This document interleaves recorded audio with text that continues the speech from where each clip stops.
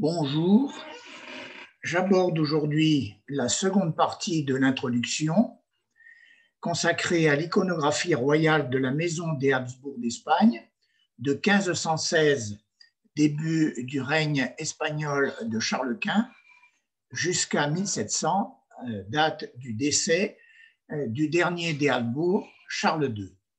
Et bien entendu, je vais commencer par Charles Quint, dont je voudrais vous dire tout de même quelques mots. Alors, Charles Quint, qui est né à Gand en 1500 et décédé au petit monastère de Yuste en Espagne en 1558, a un immense empire qui n'est pas le résultat de ses conquêtes, mis à part celle du Mexique en Nouvelle-Espagne, mais qui est le résultat d'un quadruple héritage de ses grands-parents.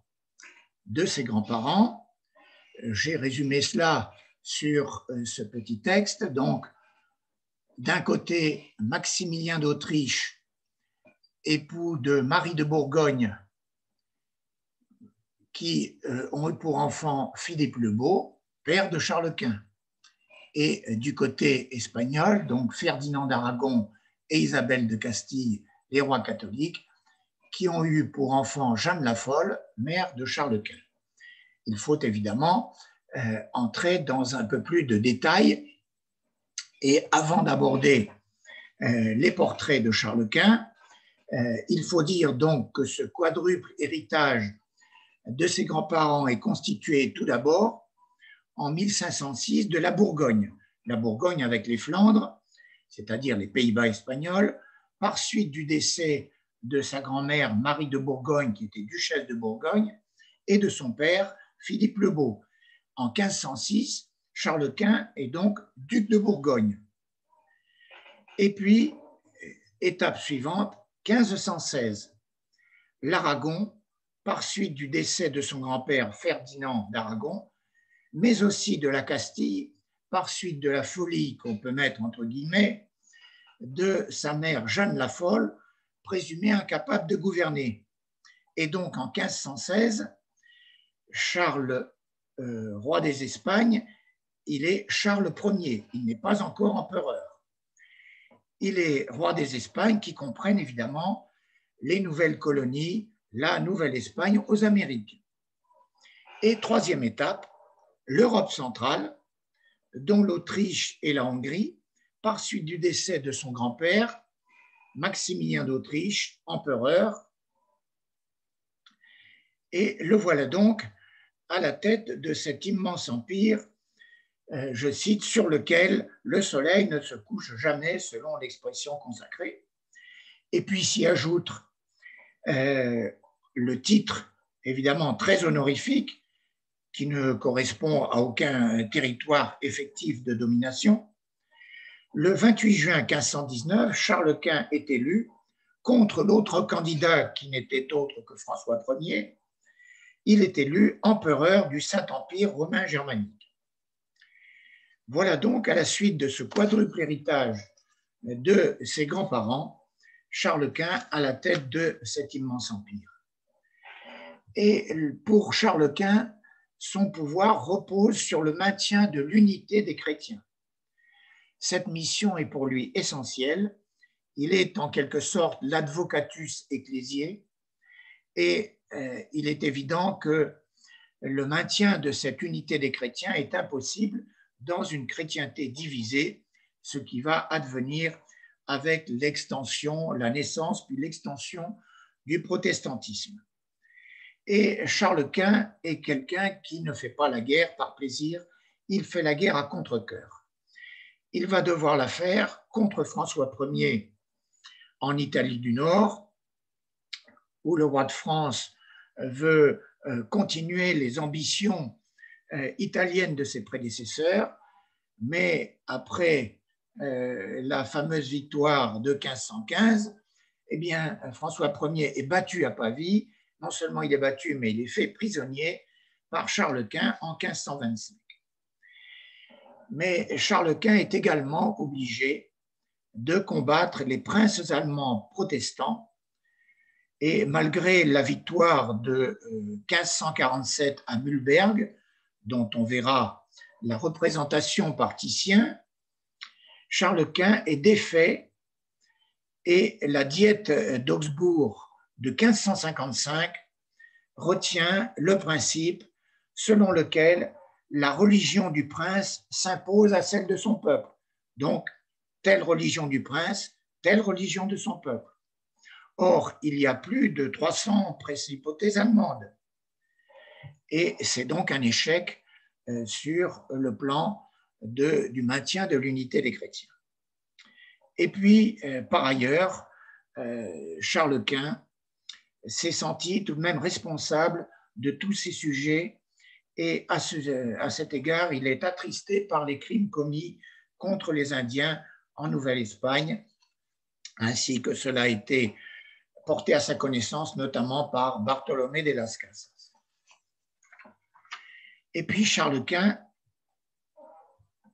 pour gouverner un si vaste empire, d'abord, il a dû se déplacer énormément, il a sillonné toute l'Europe à cheval, presque constamment, et c'est ainsi que l'on conserve 150 000 lettres envoyées, et donc avec l'établissement d'un service postal performant pour qu'il puisse donc être relié à ceux qui gouvernent sous sa direction.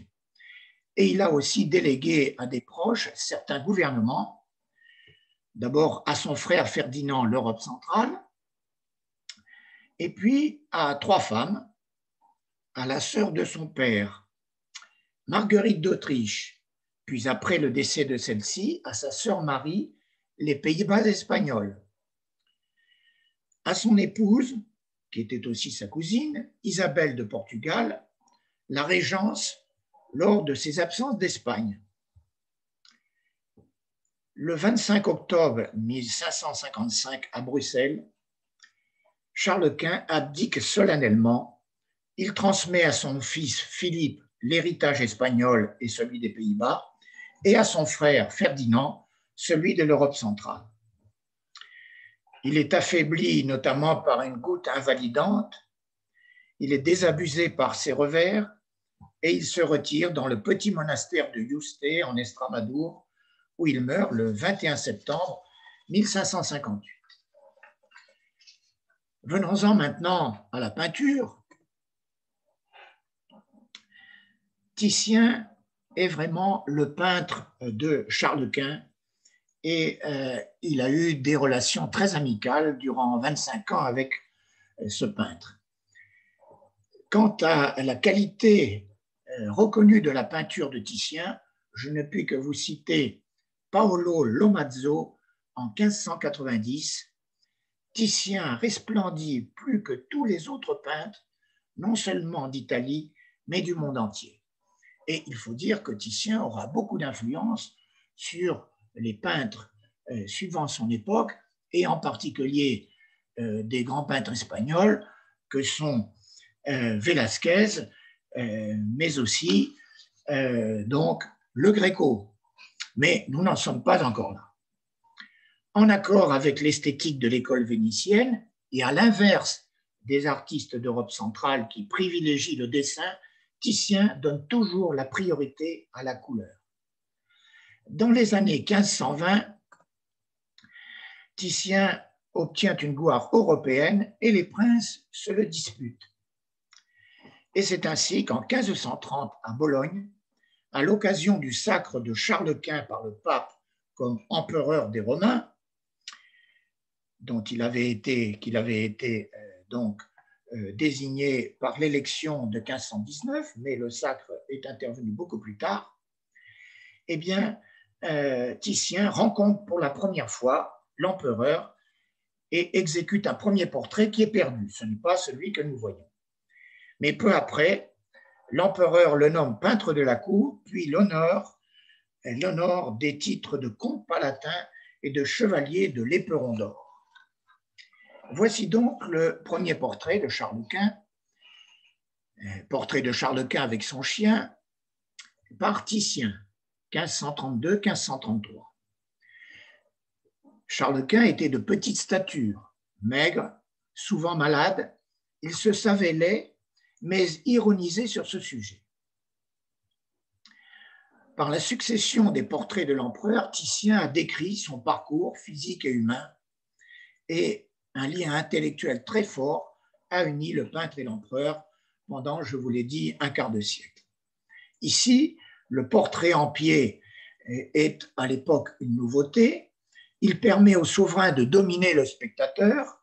Le point de vue est bas, ce qui accroît la splendeur du souverain. De même, la réduction de l'espace environnant. Et donc, c'est le rendu de la dignité et de la majesté, mais aussi de l'humanité vibrante de Charles Quint. Nous allons voir quelques détails.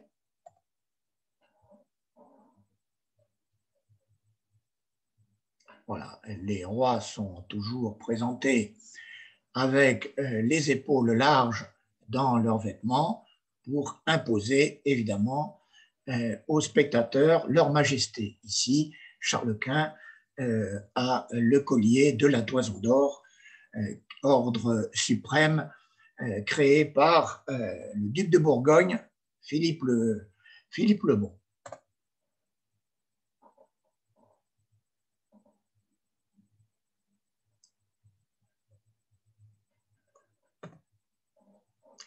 Et maintenant, un petit peu plus tard, un second portrait équestre cette fois de Charles Quint à la bataille de Mühlberg, cette bataille donc contre les princes protestants, mais qui n'a pas été décisive puisqu'ensuite il a été défait. Mais néanmoins, ce portrait équestre qui est très célèbre et qui était évidemment destiné à orner la salle des batailles dans le palais royal. Portrait donc équestre de Charles Quint vers 1548, donc une année après cette bataille. C'est le prototype des portraits équestres exécutés au cours des siècles suivants de Rubens à Van Dyck et Velázquez. Titien se concentre sur la figure de l'empereur. Alors qu'il s'agit d'une victoire sur un champ de bataille, il n'y a aucune présence humaine. Observez la diagonale de la lance qui suit d'ailleurs le dos et la crinière du cheval. Charles Quint est enserré dans sa cuirasse, il paraît indifférent au mouvement de son cheval fougueux. Il apparaît donc tel un héros solitaire et volontaire. Volontaire avec donc sa prestance et son regard dirigé droit devant lui sur son destrier. Et il apparaît aussi volontaire, c'était d'ailleurs la seule qualité qu'il se reconnaissait. L'iconographie renvoie aussi, et ça évidemment c'est un peu plus difficile à déceler, l'iconographie renvoie aussi à Saint Georges. Saint Georges qui terrasse avec sa lance le dragon, on ne voit pas de dragon, mais le dragon est une métaphore de l'hérétique protestant. Et il y a un élément aussi qui accroît ce renvoi, c'est d'une part que le cheval paraît piétiner quelque chose que nous ne voyons pas, et puis il a la tête baissée. Voici donc ce premier portrait équestre avec un peu plus de détails. Maintenant, vous voyez toute la construction, la composition à partir de cette diagonale. Et ce portrait équestre est tellement célèbre que nous allons voir qu'il a été ensuite copié après la mort de Charles Quint.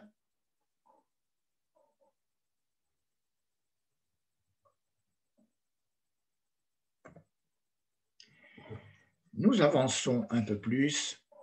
Nous sommes en 1551, donc 4 à 5 ans avant l'abdication de Charles Quint. Voilà, portrait de Charles Quint assis, par Titien encore. Charles Quint a appelé à nouveau Titien lorsqu'il est revenu à Augsbourg. Et Titien y est resté jusqu'à l'été 1551, où il a donc fait ce portrait où Charles Quint, donc, qui porte encore le collier de la Toison d'Or, est austère et pensif. On a déjà l'impression qu'il se sent usé et désabusé par toutes les difficultés qu'il a rencontrées, notamment dans sa volonté qui a échoué de maintenir l'unité de la chrétienté en Europe.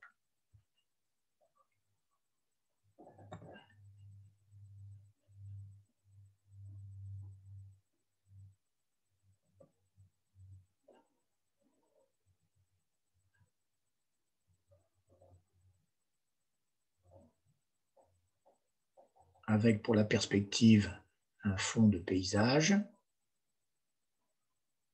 Et puis on retrouve bien le visage de Charles Quint. Évidemment, le peintre ne va pas enlaidir son modèle, tout en maintenant la vérité du visage et son expression. Cette expression, il regarde ici le spectateur, on a l'impression comme une rétrospective de sa vie et où peut apparaître son caractère désabusé, mais évidemment, il s'agit toujours quand même de maintenir la dignité et donc légèrement d'embellir le modèle royal. Et puis, il y a encore un autre portrait qui est intéressant parce qu'il émane de grands peintres, donc portrait posthume de Charles Quint, qui est décédé en 1558, et vers 1603 ou 1616, 1620, on ne sait pas exactement, de même qu'on ne peut pas exactement identifier si c'est Rubens ou si c'est Van Dyck qui a réalisé le portrait, puisque Van Dyck a travaillé dans l'atelier de Rubens et qu'ils ont pu collaborer ensemble sur certains tableaux. Vous voyez qu'on retrouve la base, qui est donc ici un petit portrait, où le peintre n'a retenu que le buste et le visage de l'empereur. Donc c'est une représentation posthume qui reproduit avec quelques variantes le portrait peint par Titien en 1548. En effet, Titien fut pour Rubens tout à la fois un modèle, notamment pour le portrait, mais aussi un rival avec lequel il voulait se mesurer aux yeux de la postérité. Tous deux furent des portraitistes, des peintres de leur temps, et Rubens sollicita et obtint de Philippe IV le titre de chevalier du roi d'Espagne, comme Titien avait obtenu un siècle auparavant le titre de chevalier de l'Éperon d'or par Charles Quint. Et c'est aussi une réclamation que l'on trouvera chez Velázquez, qui obtiendra aussi donc une reconnaissance royale de la même manière.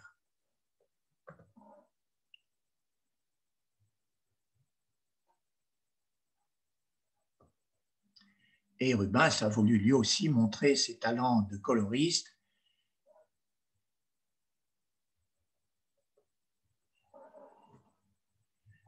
Après Charles Quint, eh bien, je voudrais vous montrer un portrait de son épouse. Il n'a eu qu'une épouse, Isabelle du Portugal, même s'il a eu des enfants bâtards d'une maîtresse, mais il n'a eu qu'un seul mariage. Donc, portrait posthume d'Isabelle du Portugal, qui était décédée en 1539, épouse de Charles Quint et régente d'Espagne lorsqu'il devait se déplacer dans les parties plus au nord de ses domaines européens. Et c'est en 1548 donc que Titien, encore lui, a effectué ce portrait posthume à la demande de Charles Quint. Portrait posthume et mélancolique, car Charles Quint a été très attristé par le décès de son épouse, pour laquelle il avait, semble-t-il, beaucoup d'affection. Titien a inventé, évidemment, puisqu'il n'a pas peint de son vivant l'épouse de Charles Quint, il a inventé des habits somptueux presque jusqu'à l'invraisemblance.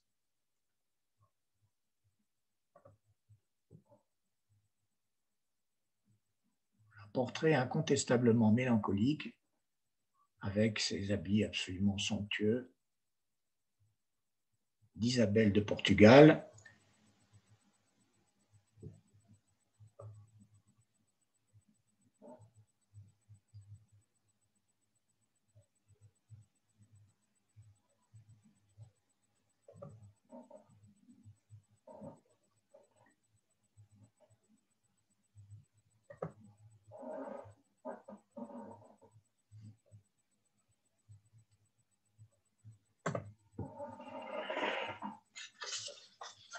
Et nous arrivons maintenant au règne du second monarque de la dynastie des Habsbourg d'Espagne, Philippe II.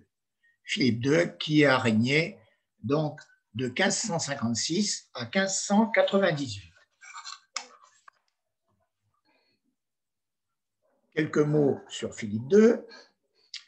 C'est aussi un défenseur de la foi catholique et un prince de la contre-réforme. Il presse d'ailleurs l'Église espagnole de mettre en application sur ces territoires la contre-réforme. Parmi les événements les plus importants, donc le conflit avec la France, c'est la victoire espagnole de Saint-Quentin en 1557 et qui va donner lieu au traité de Cateau-Cambrésis de 1559 qui impose à la France de restituer au duc de Savoie ses États. Et puis par ailleurs, conversion forcée et déportation des Morisques de Grenade, et puis aussi la victoire de Lépante, la bataille navale de Lépante, 7 octobre 1571, où la flotte hispano-vénitienne écrase la flotte turque, ce qui met fin à l'expansionnisme ottoman vers l'Europe. Par ailleurs, à la suite du décès du roi du Portugal et en sa qualité de petit-fils du roi Manuel Ier, Philippe II envahit ce territoire et devient roi du Portugal en 1580 sous le nom de Philippe Ier. Il est Philippe Ier du Portugal et Philippe II d'Espagne. Et puis aussi, face à l'Angleterre, il faut tout de même noter la défaite de l'Invincible Armada en 1588. Mais il faut opposer d'une manière plus générale les règnes de Charles Quint et de Philippe II qui, à leur époque, donc, constituent l'Espagne comme pays le plus puissant d'Europe, alors qu'à partir de Philippe III, et puis ensuite avec Philippe IV et a fortiori avec Charles II, eh bien, c'est la France qui va prendre l'ascendant sur l'Espagne. Et donc, ce sera pour l'Espagne, à partir de Philippe III, une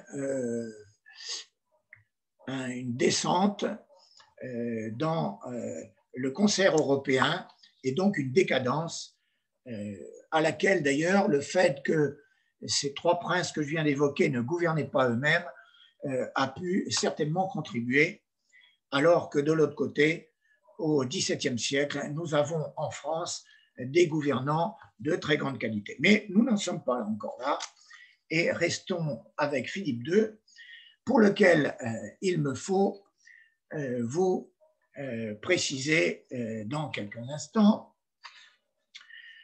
Je vais le voir après ces portraits. Donc, premier portrait de Philippe II, il n'est encore que prince, puisque ce portrait par Titien date de 1545-1546, avec un rendu extrêmement précis de la cuirasse.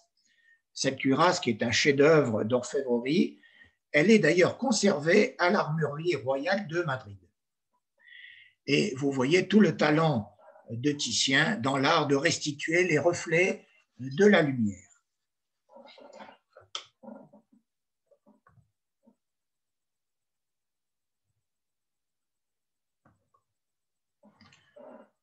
Deuxième portrait du prince Philippe, 1548, il n'est pas encore roi. ce qui n'adviendra qu'en 1556. Et donc, encore un portrait par Titien. Et à propos de ce portrait, vous voyez, qui manifeste encore la majesté, avec des épaules ici très larges du prince, son manteau et ses manches absolument splendides. Et ce qui est intéressant de noter à propos de ce portrait, mais la lettre ne correspond pas à cette époque, ce qu'il faut dire, c'est que Titien avait beaucoup de mal à se faire payer des commandes royales des rois d'Espagne. Et dans une lettre du 22 avril 1560, Titien s'adresse à Philippe II et le peintre rappelle au roi son envoi depuis 7 mois de plusieurs peintures commandées. Il réclame poliment leur paiement et ceci donne l'occasion de dire que les rois d'Espagne du siècle d'or sont les plus mauvais payeurs des œuvres d'art commandées. Velázquez aussi, d'ailleurs, aura bien du mal à se faire payer par Philippe IV.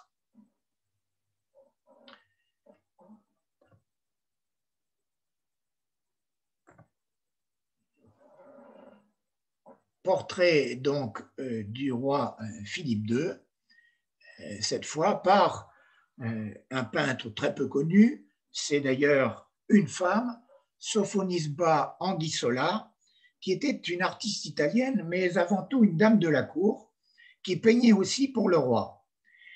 Et la qualité de ses portraits était telle que Rubens en a copié. Donc nous avons ici un portrait de Philippe II, beaucoup plus âgé, donc, puisque le portrait date de 1573, avec cette tenue sombre très austère. La cour d'Espagne, la cour de Madrid était très austère, c'est une chose bien connue.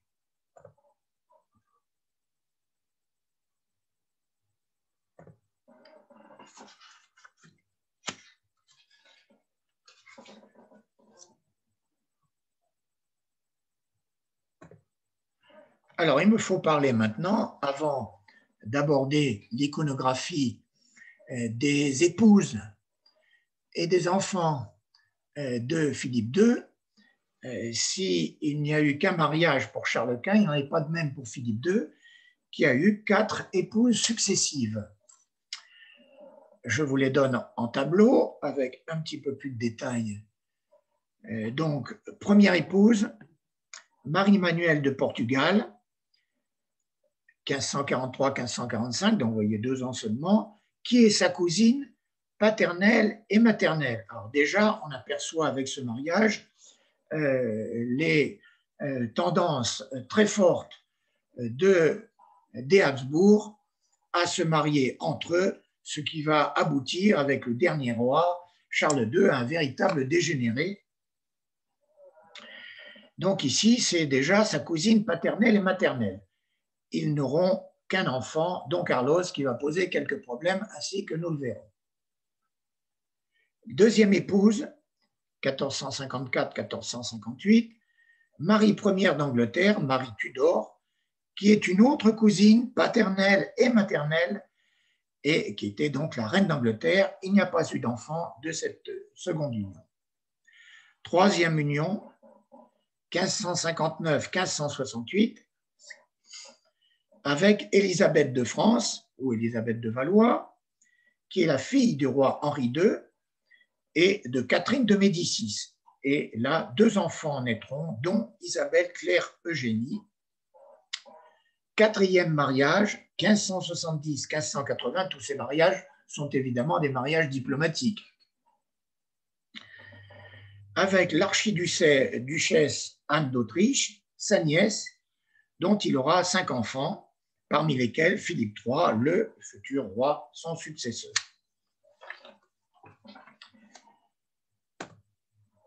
Portrait de Marie Tudor, qui est sa seconde épouse, par Anthonis More. Anthonis More, qui est donc le premier, le véritable fondateur des portraitistes de la cour d'Espagne. C'est un peintre flamand. C'est un peintre flamand, mais qui a travaillé à la cour d'Espagne de 1550 à 1560. Mais il a dû, en 1560, quitter brusquement, en toute hâte, l'Espagne pour échapper à l'Inquisition parce qu'il était protestant. Et il est retourné à Utrecht, où il a continué à peindre. Le port Altier est emprunté au modèle italien de Raphaël et de Titien. La rose que tient Marie Tudor est symbole des Tudors. Donc, minutie du dossier, minutie des bijoux et velouté des vêtements.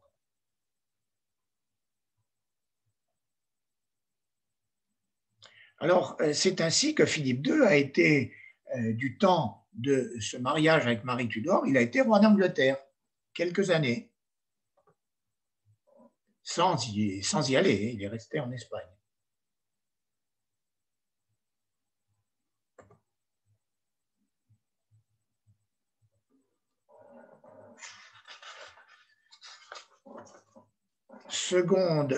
Troisième épouse de Philippe II, Élisabeth de Valois, donc fille du roi de France Henri II, et nous retrouvons un portrait d'Anthonis More, donc juste avant son départ précipité pour les Pays-Bas.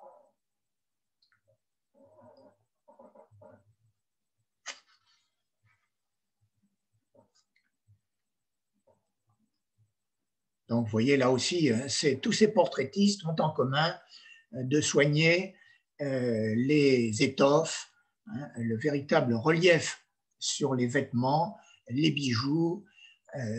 C'est quelque chose qui est absolument essentiel. Et ici, évidemment, Anthonis More, qui est de formation flamande, il a tout l'héritage des peintres flamands antérieurs. Pensons, par exemple, rien qu'aux primitifs flamands. Donc, celle-ci a été reine d'Espagne de 1559 à 1568.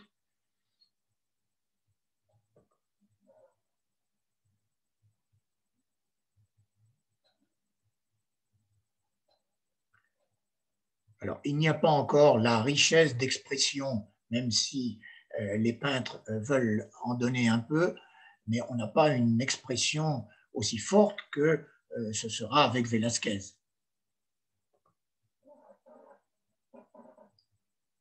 Donc, Anthonis More est le premier d'une espèce de filiation de peintres de la cour, et nous verrons des œuvres de chacun de ces portraitistes de cour.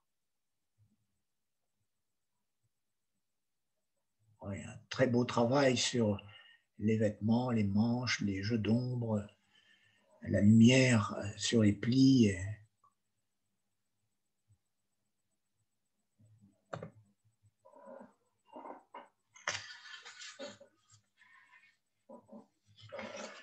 Un autre portrait d'Élisabeth de Valois, donc cette fois un autre peintre attaché à la cour, c'est Alonso Sanchez Coelho.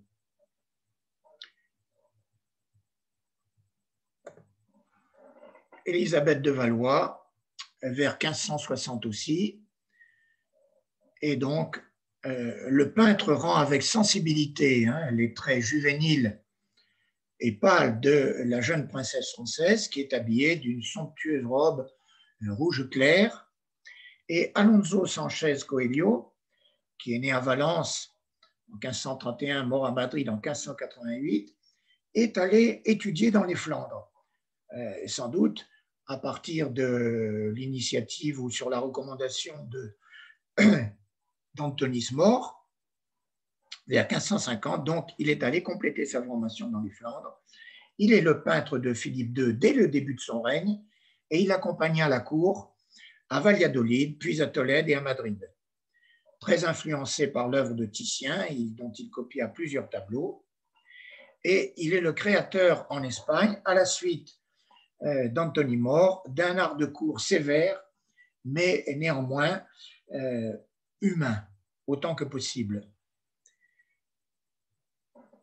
il allie la tradition flamande à la vitalité de la peinture vénitienne.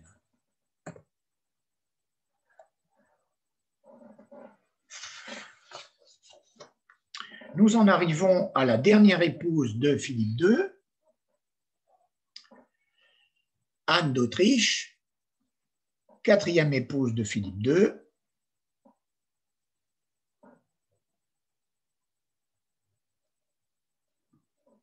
Par Anthonis More.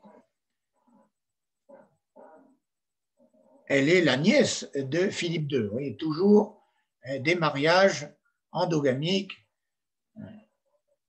avec évidemment tous les risques de dégénérescence qui s'attachent à ces mariages de cousinage, même si évidemment on cherche avant tout à préserver le patrimoine maintenu dans la famille. Donc c'est la mère du futur roi Philippe III, ici par Anthonis More, mais elle n'est pas encore reine en l'espèce, ou elle va l'être dans les mois qui suivent, et cette peinture a été faite à Utrecht, avant qu'elle ne rejoigne l'Espagne.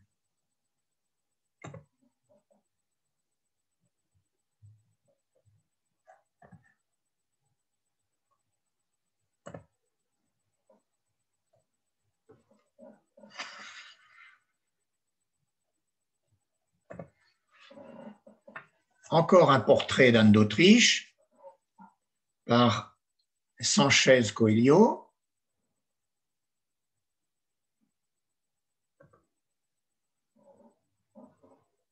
Donc la quatrième épouse de Philippe II, 1570-1571. Vous voyez toujours le travail extrêmement minutieux sur les étoffes, même si les expressions sont quand même relativement neutres.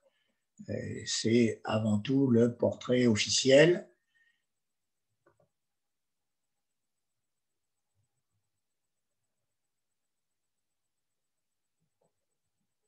Ouais, étoffes et bijoux.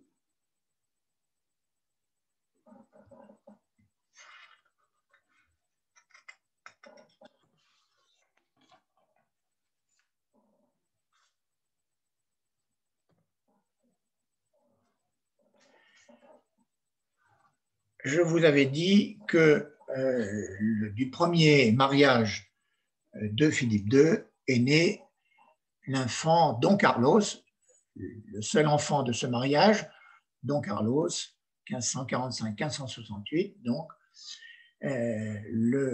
l'enfant né de son mariage avec Marie-Manuelle de Portugal, par Sanchez Coelho.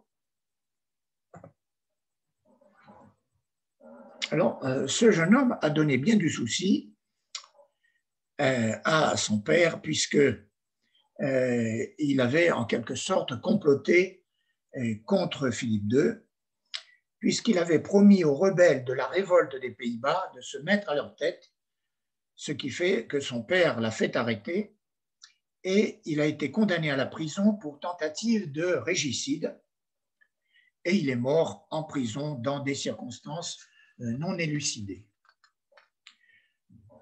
On peut dire ici que ce tableau rappelle un peu le portrait de Charles Quint avec un chien qui a été peint par le Titien. Sans doute, Sanchez Coelho a-t-il voulu restituer ici la posture altière du jeune homme.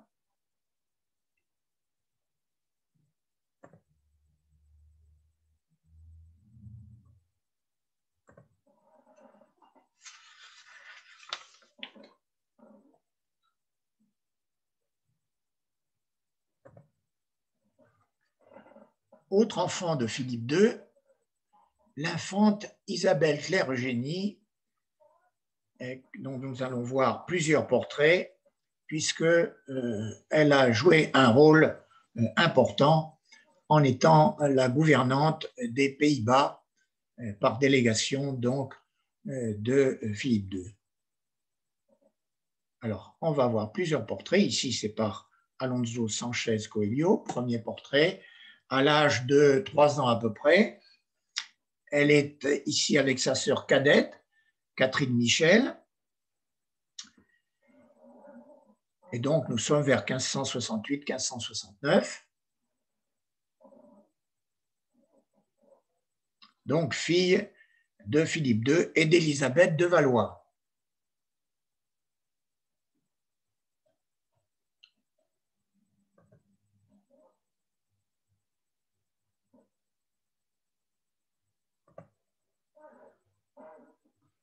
Nous avançons un peu plus, puisque nous passons de 3 ans à 13 ans, avec cet autre portrait de Sanchez Coelho, de l'infante Isabelle Claire Eugénie.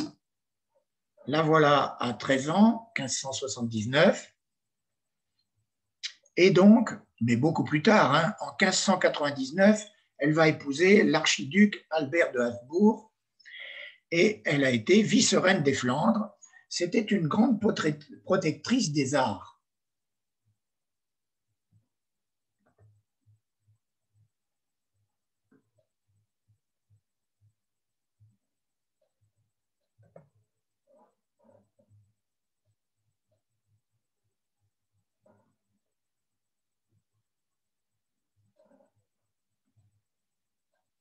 Très beau visage d'adolescente.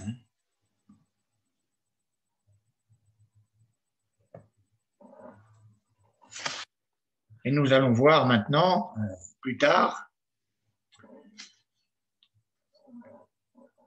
l'infante Isabelle Claire Eugénie, toujours elle, encore par Sanchez Coelho, mais quelques années après, donc vers 22 ans, 1585-1588, elle est avec sa gouvernante, qui est représentée toute petite, un peu comme à la mode médiévale, où la stature est fonction du rang.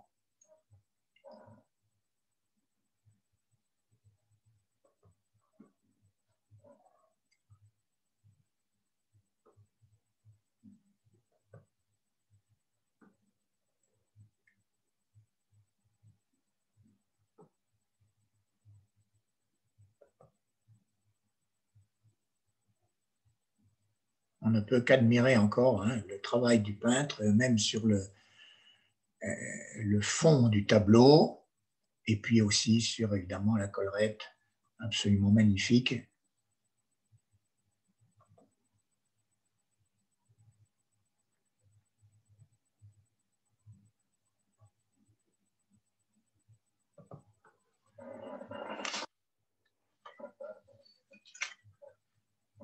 Et puis ici, le dernier tableau relatif à l'infante Isabelle Claire Eugénie par Rubens et Bruegel l'Ancien. C'est une collaboration donc égalitaire entre deux grands peintres, deux maîtres de renom. Ici, Claire Eugénie, donc à 49 ans, vers 1615. Elle est décédée en 1633, donc elle a 49 ans à cette époque-là. Elle porte un bijou ovale orné d'une Vierge à l'enfant sur un croissant de lune, que nous verrons d'un peu plus près.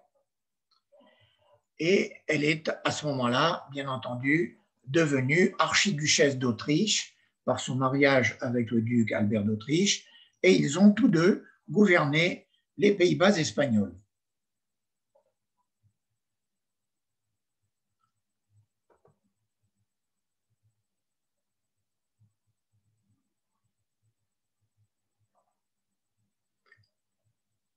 Donc, on ne peut pas ici départager le travail de Rubens et celui de Bruegel l'Ancien.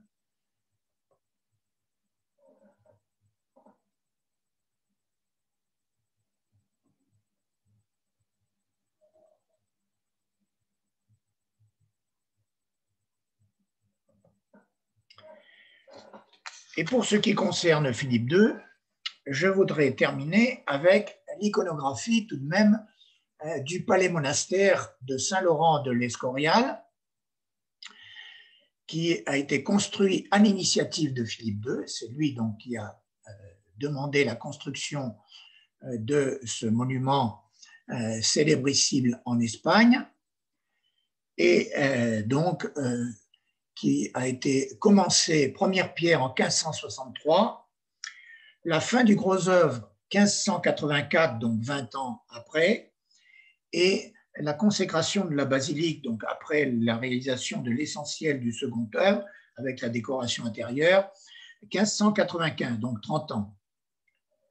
Et vous le savez, ce palais-monastère est en forme de grille pour rappeler le supplice de Saint-Laurent, deux architectes espagnols qui se sont succédés. Commençons par une gravure de 1587 par Perret. Alors, c'est un palais immense, et pour s'en faire une idée, il suffit de savoir qu'il y a 2673 fenêtres, dont 1111 donnent sur l'extérieur. Après cette gravure de la fin du XVIe siècle, donc avant même la consécration de la basilique, à l'intérieur, que nous voyons au milieu du palais, voici une peinture anonyme qui se trouve au Louvre du XVIIe siècle, qui est assez grande puisqu'elle mesure 189 cm sur 2,41 m.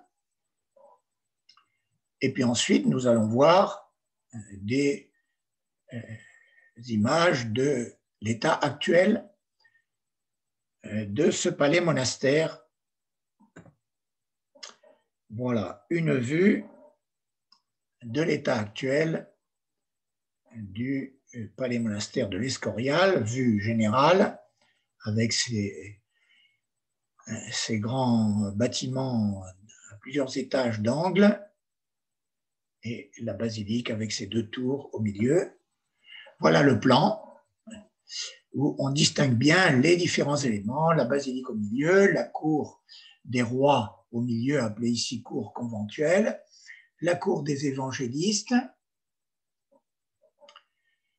Et il y avait un collège, il y avait une zone conventuelle qui était donc le monastère, les appartements de la reine et les appartements du roi qui sont au-delà de la basilique. Voilà la façade principale avec plusieurs vues, puisque sur sa grande longueur, c'est un monument qui fait plus de 200 mètres de long.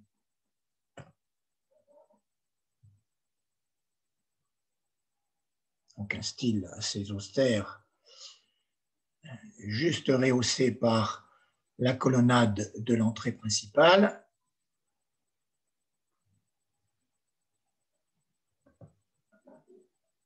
Avec son fronton. Voilà l'intérieur de la cour des rois qui donne sur l'entrée de la basilique avec ses deux tours.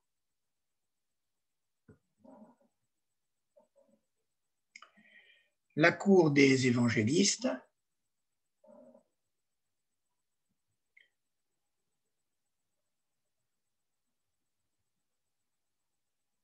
Les 4 évangélistes sont représentés donc sur la fontaine en bas. Et puis le rétable principal de la basilique qui date de 1578-1588.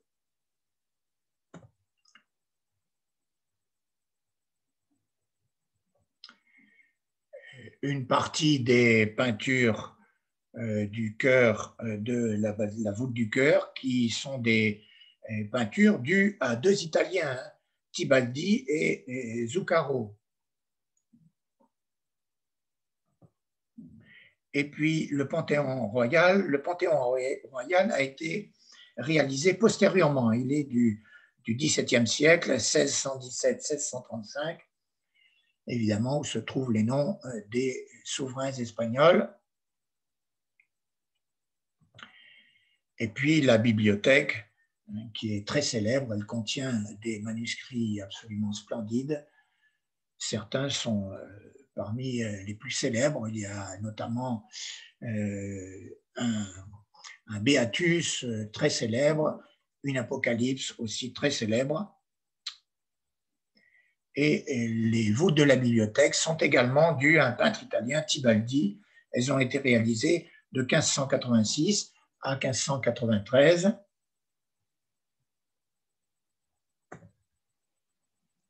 Voilà, je m'arrête ici parce que tout de même, la durée a été suffisante et je continuerai la prochaine fois avec Philippe III d'Espagne et l'iconographie donc de la famille royale des Habsbourg, avec évidemment son épouse et ses enfants, de même pour Philippe IV et ensuite Charles II. Je vous remercie.